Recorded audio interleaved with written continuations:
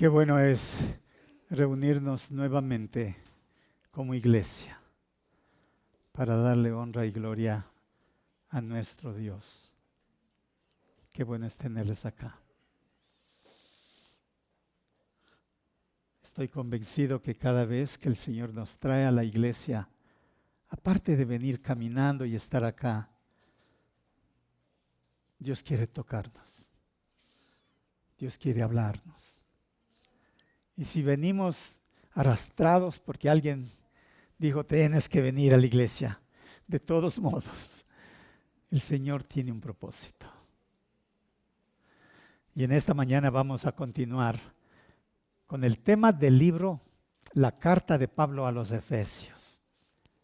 Así que les voy a pedir que por favor busquen la carta del apóstol Pablo a los Efesios. Y mientras ustedes buscan, les recordaré algo de lo que vimos la semana pasada. Recuerden que Éfeso es una ciudad, todavía una ciudad viviente. Allí está la ciudad.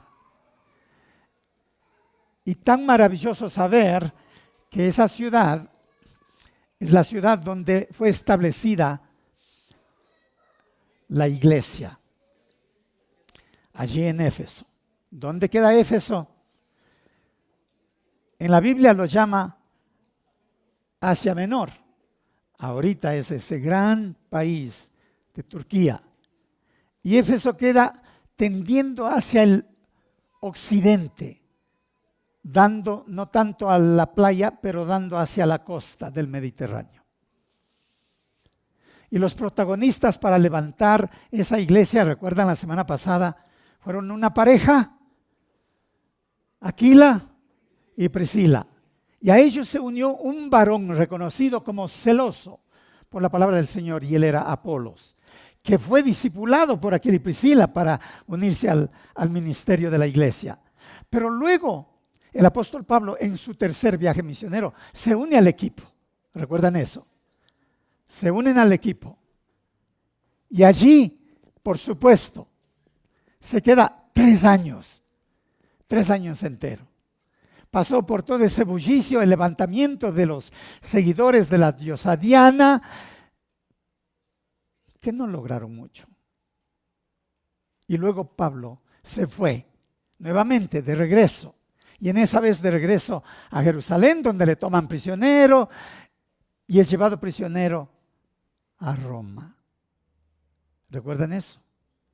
En Roma no está en la cárcel común. Está en un arresto a domicilio. Y desde allí, Pablo escribía cartas, ¿no es cierto?, a los de Éfeso, Filipenses, Colosenses y también a Filemón, ¿verdad? Pero alguien más escribió una carta a la iglesia de Éfeso. ¿Recuerdan eso? Jesucristo dicta la carta a Juan. Está en Apocalipsis 2. La carta a Éfeso. Y había una frase que recordamos, la frase que mencionaba y que se le recuerda hasta ahora. Pero tengo algo contra ti que has dejado. Que has dejado tu primer amor. Cuando pienso en la iglesia de Éfeso entonces, y pensando aquí juntamente con ustedes, fue una iglesia bendecida. Porque el Espíritu Santo estuvo allí, pero además ese equipo que no mencioné, que también el apóstol Juan, se cree que él también trabajó allí. Y qué grandioso fue ver a una iglesia que se levantó. 3 años el apóstol Pablo enseñando en esa iglesia, con razón el lenguaje y la profundidad con la que él habla en la carta a los Efesios. Y la semana pasada revisamos el capítulo 1 desde el versículo 1 hasta el versículo 10 y nos enfocamos en esa descripción impresionante de la grandeza, de la bendición de Dios para la iglesia. Y yo diría, fueron 4 o 5 verbos en pasado para recordar lo fundamental de la fe cristiana. Porque entonces ahí habla de ser bendecidos, de ser escogidos, de ser adoptados, de ser redimidos y de ser perdonados. Y claro, recuerdan que esa verdad grandiosa, si podemos imaginarnos la corte celestial allá frente al juez único, el juez verdadero, nos declara bendecidos, nos declara escogidos, adoptados, redimidos y perdonados. ¿Y quién tiene la gloria? ¿A quién se le reconoce tener la gloria de todo esto? A Jesucristo y su obra, ¿verdad? Todo esto lo hizo Dios. Les leo el versículo 7 y 8, donde con claridad nos dice con qué fuerza y magnitud que Dios hizo todo esto. Noten, Dios, y estoy leyendo de la Nueva Traducción Viviente, Dios es tan rico en gracia y bondad que compró nuestra libertad con la sangre de su Hijo y perdonó nuestros pecados. Él desbordó su bondad sobre nosotros juntos con toda la sabiduría y el entendimiento. Y hay mucho ahí que nosotros tocamos la semana pasada, ¿verdad? Su gracia abundante con la que Él actuó, la compra que Él hizo de nosotros con su sangre, dice aquí. No solamente eso, pero además dice que perdonó nuestros pecados. Y recuerdan que hablamos un poco de que Él desbordó su bondad sobre nosotros. Es decir, no solamente llegó algo, que desbordó significa que fue abundante, que fue visible y que es visible para todos. ¿Sabe? Cuando pensamos en esa realidad que hablaba Pablo de la iglesia de Éfeso, es la misma realidad que Dios ha hecho con cada uno de nosotros. Es la misma realidad. ¡Ah, qué bendición! Esta primera parte es así de grandiosa, pero ahora vamos a revisar desde el versículo 11 hasta el versículo 23. Y nos lleva a entender ese acto maravilloso que Dios y el Espíritu Santo logran en la iglesia, hacen en la iglesia, y dos respuestas requeridas vamos a ver en la meditación de esta mañana. Y esos dos aspectos requeridos, el primero es dar gloria a Dios y el segundo es pedir sabiduría. ¿Estamos listos para eso? Ese amén estaba bien chiquitico. ¿Estamos listos para eso todos? Claro, y amén, y vamos a hacerlo. Ore conmigo y pidamos que Dios nos bendiga en la meditación de estos próximos versículos. Señor amado, te damos gracias por habernos traído esta mañana, por habernos congregado. Y aquí estamos, Señor, en medio de tu iglesia. Y tú estás en medio nuestro. Gracias. Gracias por lo grandioso e incomprensible, las declaraciones que tú has hecho en tu palabra a favor de tu iglesia y a favor de cada uno de nosotros. Gracias, Señor. Te rogamos que bendigas este tiempo de reflexión y de estudio de tu palabra. En el nombre de Jesús. Amén. Amén. De modo que la iglesia está llamada a dar honra y gloria y está llamada a pedir sabiduría. Y si no hemos logrado entender esto, ahora vamos a ver en cómo Pablo, al escribir a la iglesia, nos deja ver esta grandiosa verdad. Así que tome nota, mi primer punto aquí es que nos deja ver su plan perfecto. Vamos al versículo 11, donde encontramos que dice: es más, dado que estamos unidos a Cristo, hemos recibido una herencia de parte de Dios, porque Él nos eligió de antemano y hace que todas las cosas resulten de acuerdo a su plan. Dos aspectos que quiere que recordemos del gran plan de Dios. Lo pone Pablo aquí en este versículo. Y es la herencia y es el hecho de que somos elegidos. La elección que Dios hizo con cada uno de nosotros.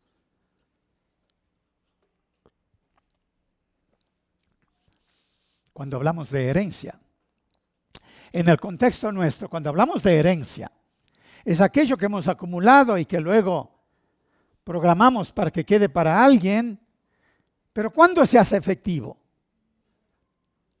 Después de la muerte, ¿no es cierto? Allí se hace efectivo. Y saben, aquí tenemos que añadir algo más. Para los cristianos se hace efectivo cuando muere y cuando resucita Jesucristo glorioso. Allí se hace efectiva la herencia. Y cuando hablamos de su herencia, la herencia que nos ha dado, la palabra nos incluye mucho más acerca de este tema. Es que nos da el derecho grandioso de que viene el día cuando nosotros seremos llevados para estar con Él por siempre.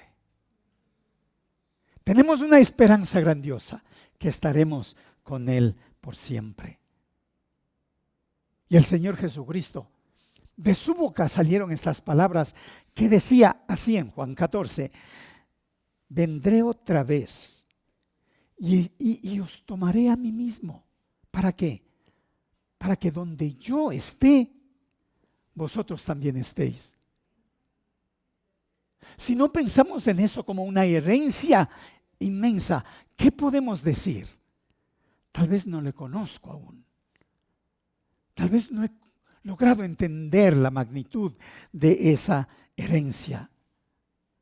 Pero no solamente habla de todas las maravillas que en el versículo 3 dice que nos bendijo en lugares espirituales y esa bendición es grandiosa. Pero sabe además, la herencia está dada acá para lo que debemos hacer acá. Porque cuando pensamos en eso tenemos que admitir, mis hermanos, cómo Dios nos ha dado el Espíritu Santo, nos ha dado su palabra, nos ha dado su iglesia, para que nosotros acá continuemos haciendo lo que Él hizo. Entonces, la herencia también incluye que nosotros lleguemos a hacer lo que Él fue cuando estuvo acá.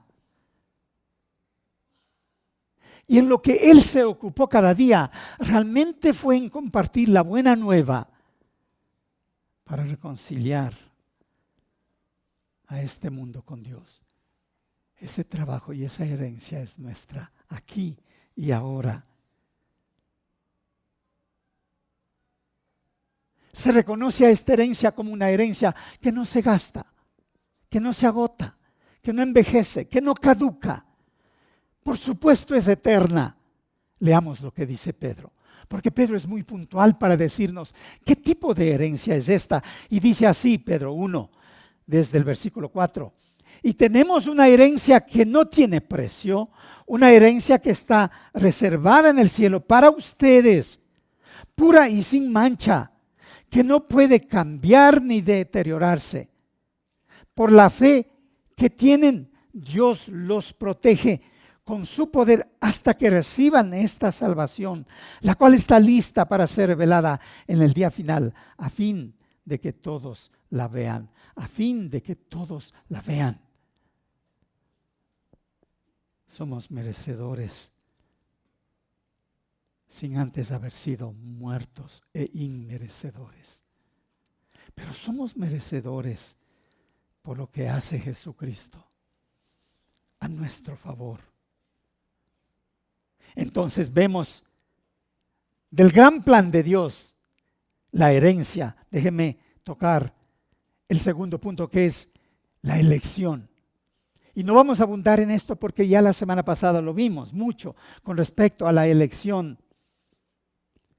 Pero dice así en el versículo 4 del capítulo 1 de Efesios: Dios nos amó y nos eligió en Cristo para que seamos santos e irreprensibles a sus ojos.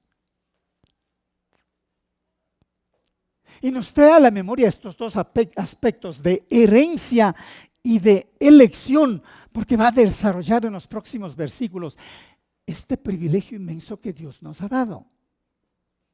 Sí, la mayoría de nosotros pasa como el bebé que nace de una mamá. Nace y él no tiene que saber para nada de que tienen que lavarlo, limpiarlo, ponerle a dormir, darle el teté y todo lo demás. No piensa, no sabe, no entiende. Y allí están. ¿Cuántos de nosotros vivimos y creemos que somos hijos de Dios y no tenemos la comprensión de cómo llegamos allá? Y lo que Pablo hace aquí, dice un momento, el gran plan de Dios relacionado a elección y relacionado a herencia empieza aquí. Y lo va a aclarar el apóstol Pablo. Así que hasta aquí llegamos con el tema del plan perfecto. Pero ahora vamos a ver el propósito de Dios. ¿Qué propósito hay con todo el ejercicio o la aplicación de este plan? Vamos al versículo 12 entonces, donde empieza diciendo, el propósito de Dios fue que nosotros, está hablando Pablo, y empieza a hablar del propósito.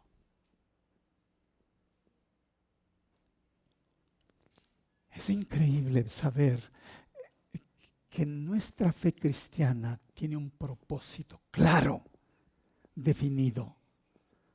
No vivimos a las ciegas ni creemos sin conocer la dirección. Todo nos está dado.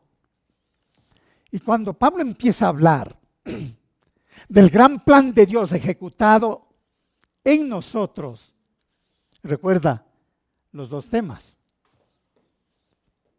Para ser merecedores de la herencia y para ser merecedores de la elección. Pablo es muy claro y dice el propósito de Dios fue que nosotros los judíos, y allí tiene que sacar el tema de los judíos, ¿por qué? Porque la nación judía, porque el pueblo judío, el pueblo de Dios, fue quien fue el receptor de la palabra, el receptor de las promesas, el receptor de la profecía.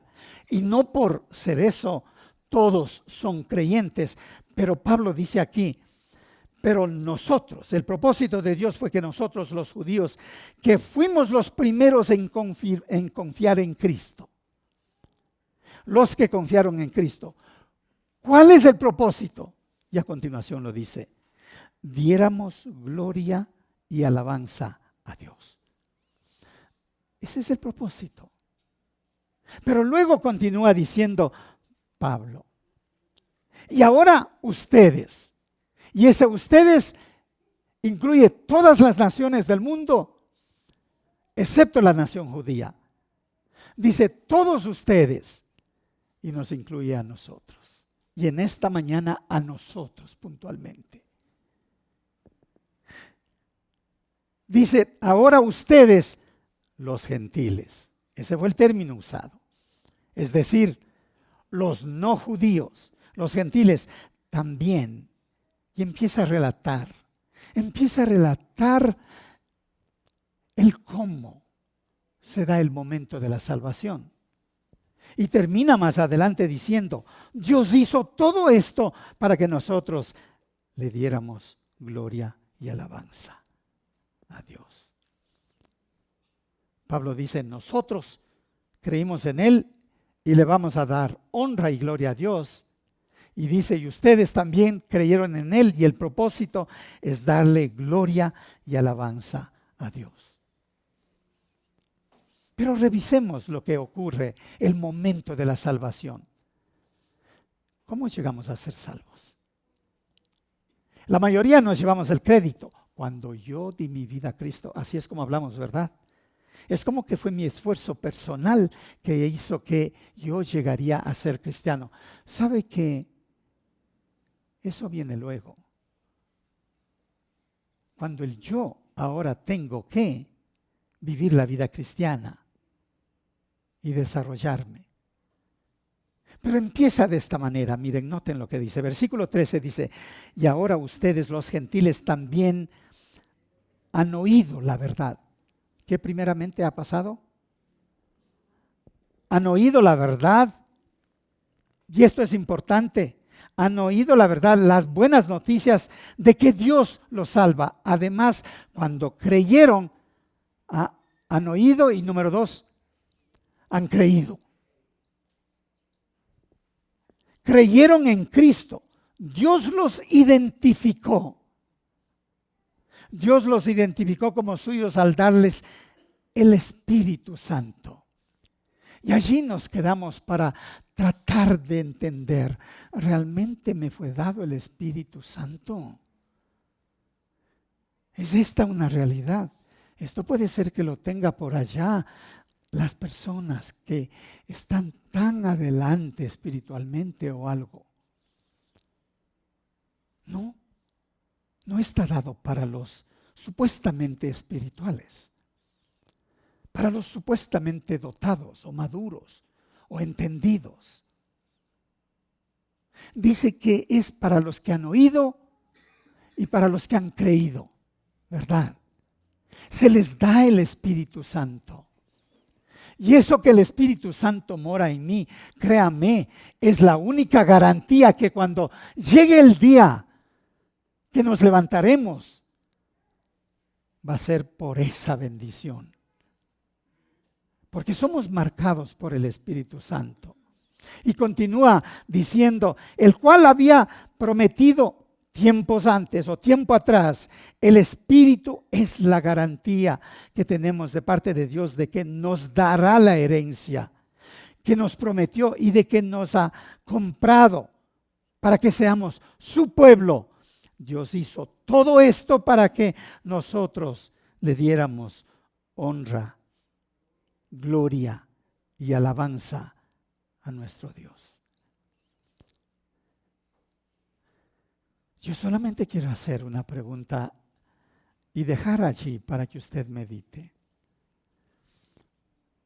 ¿Recuerda aquel día que escuchó y que creyó? Ese día Dios hizo algo que todo el mundo espiritual, Dios con sus ángeles, vieron lo que ocurrió. Acá solamente podemos decir, el hermano conoce al Señor y mire cómo vive ahora. Pero el hecho de que el Espíritu Santo habita en mí solamente se evidencia a través de cómo Dios le va a hablar de allí para adelante. De cómo Él le ayuda a entender la garantía de lo que implica haber sido abrazado por Dios para que llegue a ser su hijo, para que desde entonces usted pueda tener esta gran esperanza. Así que puedo hablar de una verdad que es el Evangelio. No hay otra. De una salvación que es para los judíos y para los no judíos. Podemos hablar de una obra del Espíritu Santo. Si lo conoce a Jesucristo como Señor y Salvador, el Espíritu Santo mora en usted. Él está en cada uno de nosotros. Por eso es que dice el versículo 13, además cuando creyeron en Cristo, Dios los identificó como suyos al darles el Espíritu Santo. Hablamos muchas veces que es como una marca. Es como una marca. Y aunque no cabe para la comparación, es como los que marcan sus cosas, los que tienen ganado y lo marcan. Y sabe que eso es suyo, no importa que lo haya llevado el vecino. Imagínese el día cuando Cristo viene tú estás marcado, tú y tú y tú y tú estás marcado y tú eres mío y tú eres mío. Porque cuando escucharon la palabra creyeron y son míos. ¿Sabes? Impresionante la obra de Dios en este punto. Pero el otro punto final que diríamos es el fin. Y el fin de todo esto, sí, ¿verdad? Podemos hacer cultos, podemos hacer conferencias, podemos hacer misiones y podemos hacer de todo y podemos servir todos los días. Pero el fin máximo es este, dar gloria y alabanza a Dios. Dios hizo todo esto para que nosotros le diéramos gloria a Dios. ¿Y cómo le damos gloria a Dios? Sabe, Dios nos ha transformado de tal manera que empezando con lo más íntimo de nosotros, mis pensamientos, mi hablar, mi caminar, mi todo, no es un esfuerzo personal. El Espíritu que mora en mí me conduce a darle honra y gloria a Dios. Lo poco que usted haya hecho con su vida es un tesoro. Es un tesoro. Pero ¿qué tal si hacemos más para Él? Más en el sentido de rendirle honra y gloria a Dios. Hemos visto el plan perfecto, hemos visto el propósito, pero permítame añadir aquí un tercer tema. Y vamos a ver esa convivencia.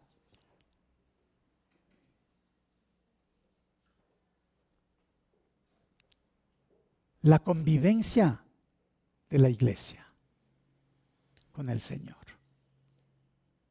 La convivencia de la iglesia entre nosotros. Y qué bueno cuando nos encontramos con eso. Y el apóstol Pablo empieza dándonos el ejemplo. La primera cosa dice, dar gracias a Dios. Y vamos al versículo 15 donde encontramos lo siguiente. Desde que me enteré de su profunda fe en el Señor Jesús y del amor que tienen por Él, por el pueblo de Dios en todas partes, no he dejado de dar gracias a Dios por ustedes. Los recuerdo constantemente en mis oraciones. ¿Saben dos cosas para recordar aquí? Primeramente, esta enseñanza yo puedo recordar a mi iglesia siempre. No necesito estar en una reunión, estar en un evento, estar en un horario asistiendo a la iglesia. Pero yo estoy allí, llamado para interceder por mi iglesia. Pero además, que la iglesia dé la evidencia de lo que está pasando con sus vidas. Pablo da gracias a Dios por todo lo que está pasando. Y dice, es increíble lo que está pasando con la iglesia de Éfeso. Y pasa a ser un ejemplo y una enseñanza, cómo no interceder los unos por los otros. Nosotros tenemos a nivel de iglesia un chat para compartir algunas necesidades y no la usamos. Porque a la verdad, el chat debería estar marcado acá, ¿verdad? Cada día me despierto y sé que parte de mi comportamiento de hijo de Dios sería recordar por mi hijo que está pasando por esto, o por mis nietos, o por mis hermanos, o por esta familia que tiene esta situación. Cuando nosotros empezamos en ese ritmo, ¿sabe? Nunca se nos va a escapar la posibilidad de traer a la mente mi conversar con Dios y bendecir a los demás. Va a pasar eso, por seguro. Seamos agradecidos a Dios por nuestra iglesia. Y cuando pensamos en interceder por nuestra iglesia, no resisto decir que la iglesia deberá hablar con Dios de rodillas, clamando por bendiciones para muchos que lo necesitan.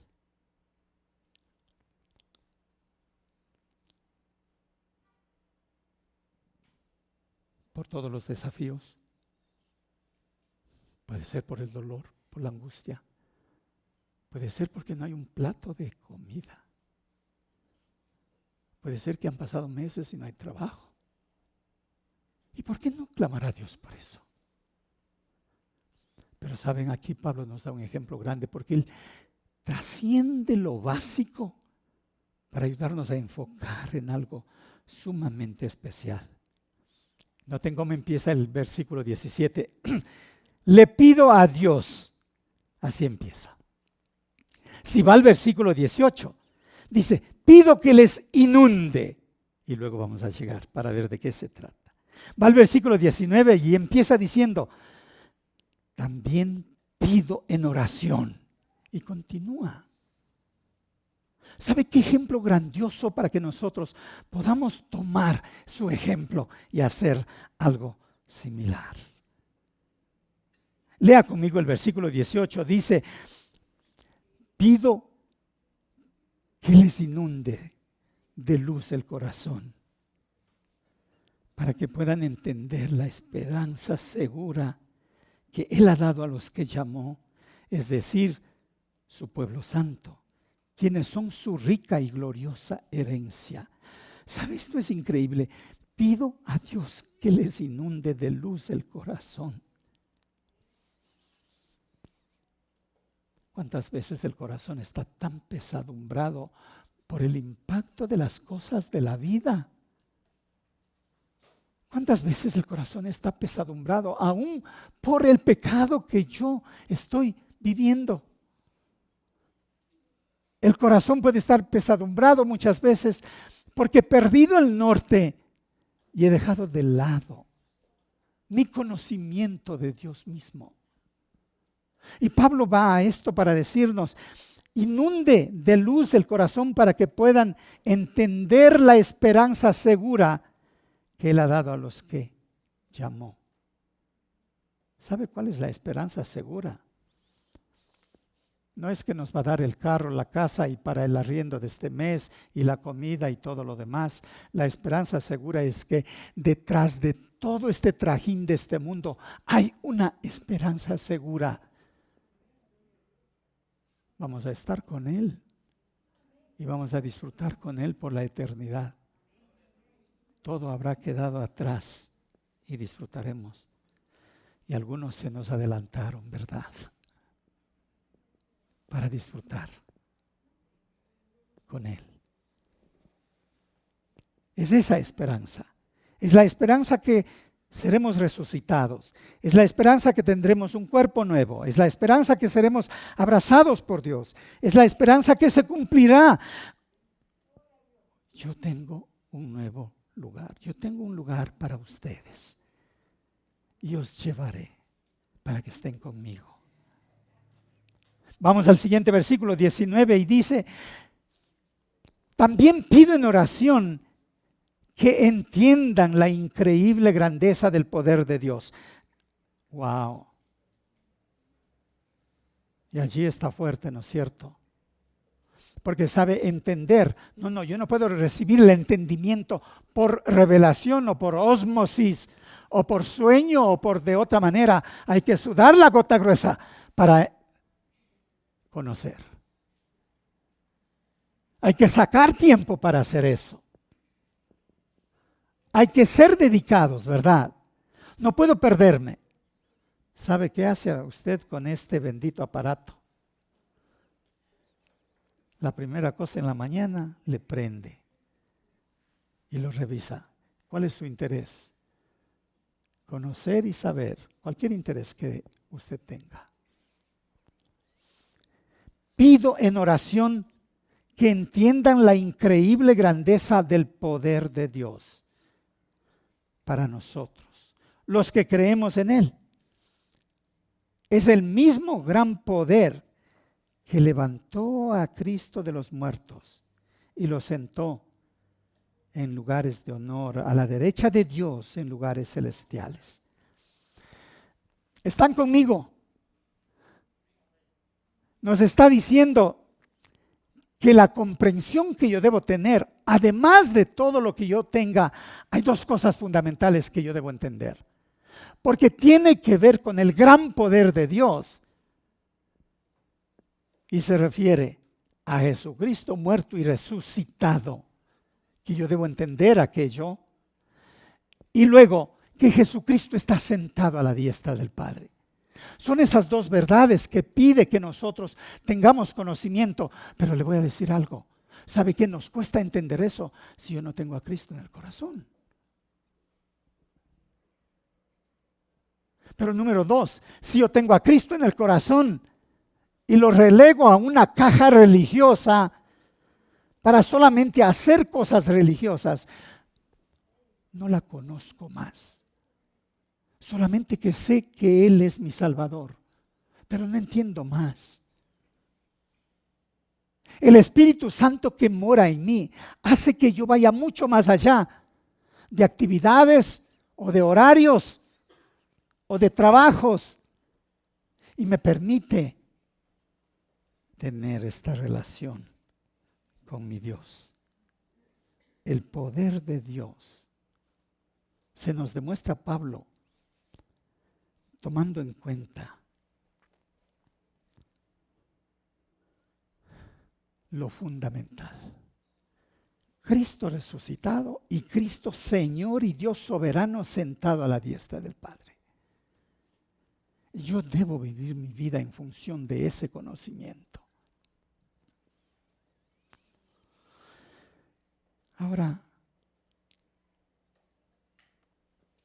hay dos preguntas. ¿Cómo entender el poder de Dios? ¿Cómo entender el poder de Dios? Uno debe creer en Él, es decir, debe llegar a ser hijo de Dios. Asegurarnos de que sí, esto que ocurrió, su palabra me declara que soy escogido, que soy adoptado, que soy redimido, que soy perdonado. ¿Estamos conscientes, estamos convencidos de esta verdad?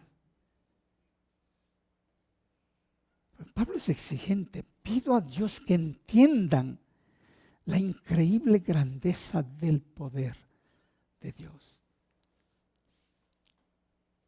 Tengo que estudiar, ir al seminario, sacar una maestría, sacar un doctorado, tener diplomas empapelado en mi sala.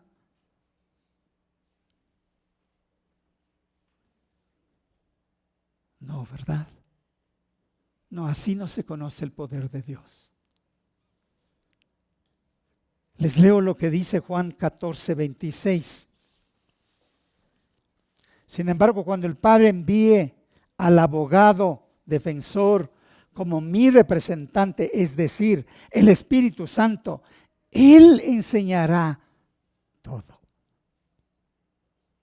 Nos preguntaremos, sí, pero en el diario vivir yo no entiendo, no sé, ¿cuándo ocurre esto? ¿Sabe? Mi permanencia en mi relación personal con el Señor, el Espíritu Santo va a obrar de tal manera que yo pueda entender. El versículo 19 lo decía, es el mismo gran poder que levantó a Jesucristo y es el mismo gran poder que lo sentó a la derecha. La segunda pregunta que debemos responder es, ¿por qué entender el poder de Dios? Y vamos a terminar con estos versículos. Versículos 21, 22 y 23. Note el énfasis particular que hace para entender el poder de Dios. Nos dice que Cristo es el Señor de la iglesia. Y nos dice que la iglesia es el cuerpo de Él y la iglesia es invencible. Leamos el versículo 21. Dice, ahora Cristo está muy por encima de todo, sean gobernantes o autoridades o poderes o demonios o cualquier otra cosa, no solo en este mundo, sino también en el venidero. Cristo está muy por encima de todo.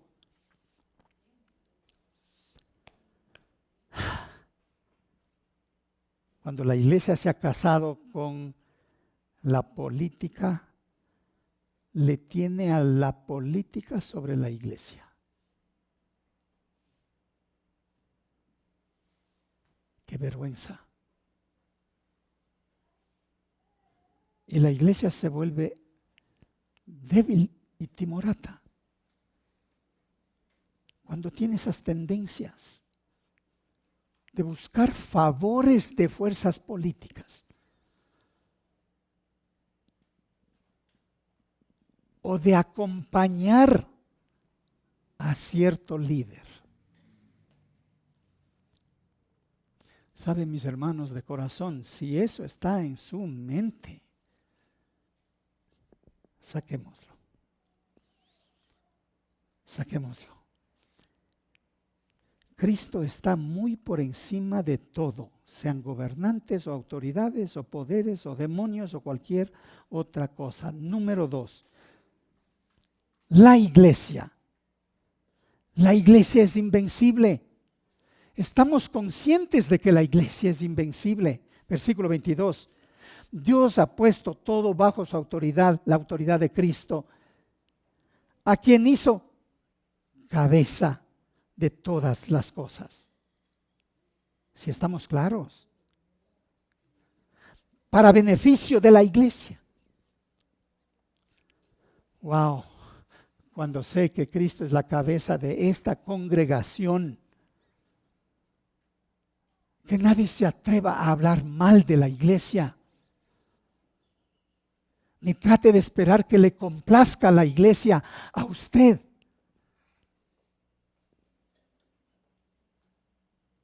Esta iglesia es el cuerpo de Cristo y Cristo es la cabeza. Tenemos para mucho, tenemos para triunfar, tenemos para ganar, tenemos para estar al frente, porque Él es la cabeza. Y versículo 23, y la iglesia es el cuerpo de Cristo.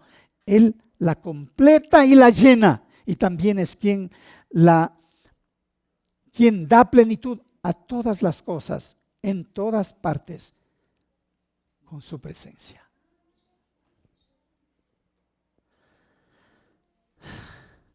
¿Cómo terminar esta mañana?